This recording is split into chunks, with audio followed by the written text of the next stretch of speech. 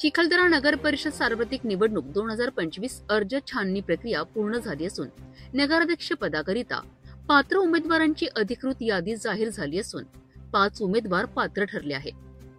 Shaikh Abdul Shaikh Haider Indian national Congress, Somvanshi Rajendra Gulab Singh Bharatiya Janata party, पाळ प्रमोद रामकिसन अपक्ष, गावंडे सविता विजयराव प्रहार जनशक्ती पक्ष, शेख अब्दुल शेख हैदर अपक्ष या 5 उमेदवारांमध्ये चुरस निर्माण झाली असून चिखलदरा नगराध्यक्ष पदाकरिता प्रहार काँग्रेस आणि भाजपाची थेट टक्कर होण्याची चिन्हे दिसत आहेत.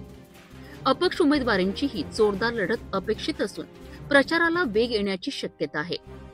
चिखलदरा नगर परिषदेच्या विकासाचा रोड मॅप कोण मांडणार, मतदारांचा विश्वास कोण जिंकेल हे 2 डिसेंबरच्या मतदानानंतरच स्पष्ट होईल.